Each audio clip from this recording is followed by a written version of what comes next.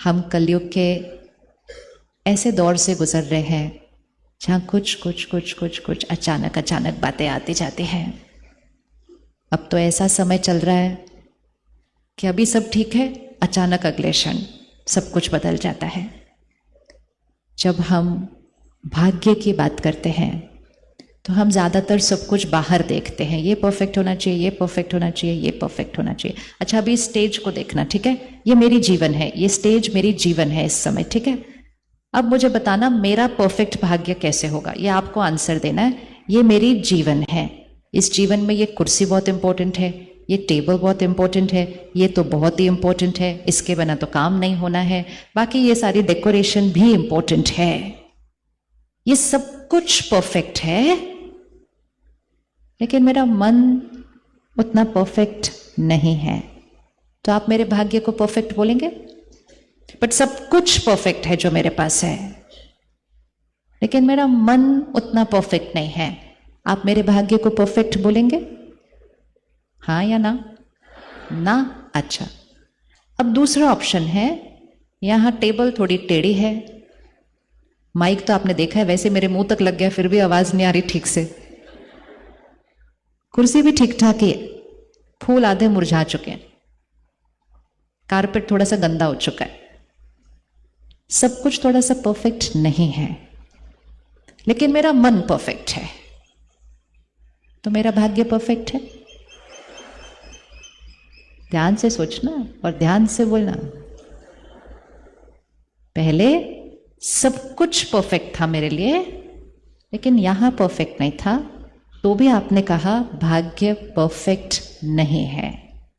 और दूसरा है सब कुछ जो है लेकिन कभी कुछ थोड़ा थोड़ा चलता रहता है, लेकिन कितना भी वो थोड़ा बहुत चल रहा हो, मन परफेक्ट है, तो मेरा भाग्य परफेक्ट है?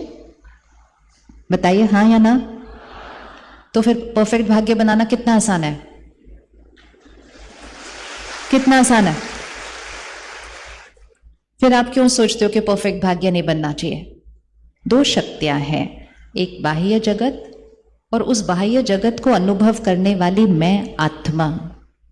क्योंकि हम भूल गए कि मैं आत्मा हूं, तो मैंने सोचा मेरा भाग्य मतलब सब कुछ परफेक्ट होना चाहिए, सब कुछ परफेक्ट मतलब मेरा शरीर परफेक्ट होना चाहिए, मेरा काम परफेक्ट होना चाहिए, मेरे बच्चे परफेक्ट होने चाहिए, मेरा मकान परफेक्ट होना चाहिए, सब कुछ परफेक्ट है। आपको पता है इस समय भी दुनिया में कई लोग ऐसे हैं जिनका ये सब कुछ परफेक्ट है, सब कुछ परफेक्ट है, लेकिन तो भी वो अंदर संतुष्ट नहीं है, तो भी अभी भी चाहिए चाहिए चाहिए और चाहिए और चाहिए और चाहिए और चाहिए। अपने अपने हेलीकॉप्टर है उनके पास, सब कुछ है, लेकिन अभी भी संतुष्टता नहीं है, और चाहिए और चाहिए और चाहिए। और जब संतुष्टता नहीं तो खुशी नहीं, और खुशी नहीं तो सब कुछ है फिर भी ऐसे है।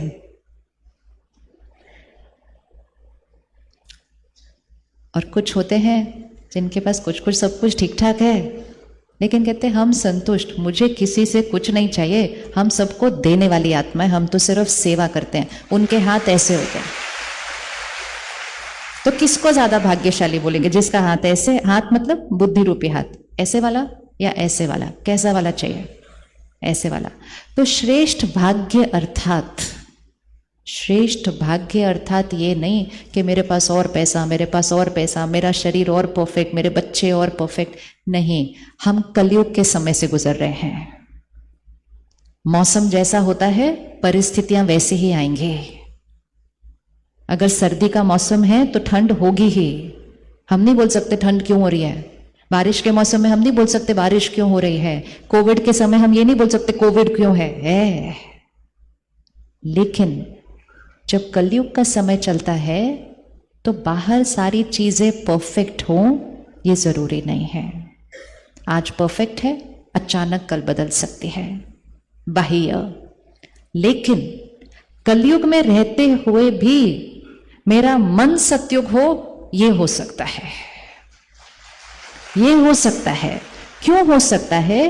क्योंकि वो एक ही चीज है जो सिर्फ और सिर्फ मेरे कंट्रोल में है, उसके ऊपर दुनिया का प्रभाव नहीं पड़ता है।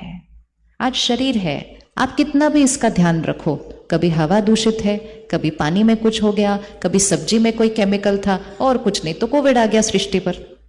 अपने कंट्रोल में तो नहीं था ना। लेकिन आज भाग्य की डेफिनेशन को चेंज करना। मेरा भाग्य मतलब मेरा भाग्य, मेरा भाग्य, मेरा भाग्य परफेक्ट होना मतलब चाहे कुछ भी कैसा भी हो, मैं आत्मा भरपूर, पैसा भरपूर नहीं, मैं आत्मा भरपूर, मैं आत्मा शक्तिशाली। और जो आत्मा भरपूर होगी वो सदा ऐसे होगी। और जिसके पास सब कुछ है लेकिन आत्मा भरपूर नहीं तो वो सदा ऐसे होंगे। तो हमें कौन सा वाला बनना है, ऐसे वाला या ऐसे वाला? दिखाओ हाथ, दिख नहीं रहे मुझे आपके हाथ। कैसे वाला बनना है? ऐसे वाला। इसीलिए दिया जलाते हैं। दिया मतलब ही दिया, दिया मतलब टू गिव, देना, दिया। और हर समय हमने बचपन से सुना था, जब तक दिया जलता रहेगा तब तक सब कुछ शुभ होगा, दिया बुझा तो अशुभ हो जाएगा। तो हम क्या करते हैं, घर में दिया जलाते हैं और थोड़ा सा वो हिलने लगता है तो उसको बचाने जाते हैं। वो वाला दिया अगर बुझ भी जाए तो कुछ नहीं होता। अभी देखो सारे बुझ गए, चले गए अंदर दिया है। ये वो सिंबॉलिक होता है, वो हमें जीवन जीने का तरीका सिखाता है कि दिया, मैं आत्मा देने वाली शक्ति हूं। ये दिया जब बुझ जाता है ना तब जीवन अशुभ होता है। ये दिया जलता रहे कि मैं सबको देने वाली आत्मा हूं, मुझे किसी से कुछ चाहिए नहीं, देना देना और देना। और जो देने वाला होगा उसका भाग्य सदा परफेक्ट, सदा परफेक्ट। क्योंकि इच्छाएं, एक्सपेक्टेशंस, हर्ट, नाराजगी, उदासी, ये सब फिनिश्ड, ये सब फिनिश्ड। तो हम रेडी हैं परफेक्ट भाग्य के लिए। परफेक्ट भाग्य मतलब ये नहीं कि मेरा शरीर परफेक्ट होगा, लेकिन परफेक्ट भाग्य मतलब शरीर कितना भी बीमार, मैं परफेक्ट हूं उसका इम्परफेक्ट शरीर के अंदर। और ऐसे लोग हमें मिलते हैं सारा दिन। आप सब किसी को जानते होंगे जिसको 100 बुखार है, लेकिन वो कहेगा हाय मैं बीमार, मैं बीमार, मैं बीमार, मैं बीमार। शरीर को क्या हुआ है? सिर्फ 100 बुखार, लेकिन आत्मा कितनी परेशान है, दुखी है, उसके भाग्य को क्या कहेंगे? और किसी को आप मिलेंगे जिसको कैंसर की लास्ट स्टेज है, लेकिन चेहरा इतना खुशहाल है, कहते क्या फर्क पड़ता है यार, जब तक जी रहे हैं मौज में जीना चाहिए, फिर आगे जाएंगे वो भी खुशी से जाएंगे, डरने की क्या बात है। कौन सा भाग्य ज्यादा श्रेष्ठ है? कौन सा भाग्य ज्यादा श्रेष्ठ है? तो भाग्य को कभी भी बाहर नहीं चेक करना है। कुछ हैं जिनके पास इतना धन है, इतना धन है, लेकिन सोच छोटी है, कहते नहीं कम है और चाहिए, आज इतना नुकसान हो गया, उसने मेरा आज इतना नहीं दिया, खुश नहीं रहते। और किसी के पास बहुत कम है अमाउंट में, कहते हैं भरपूर है, रोज दाल रोटी खा रहे हैं, प्रभु के गुण गा रहे हैं, और क्या चाहिए हमारे को लाइफ के अंदर। तो भाग्य किसका श्रेष्ठ करेंगे? लेकिन क्योंकि हम भूल गए कि मैं कौन हूं, तो हम भाग्य को बाहर ढूंढते गए। कलयुग के अंतिम समय में बाहर परफेक्ट हो पता नहीं, क्योंकि बाहर हमारे कंट्रोल में नहीं, लेकिन ये परफेक्ट हो वो कंप्लीटली हमारी चॉइस है। वो पावर हमें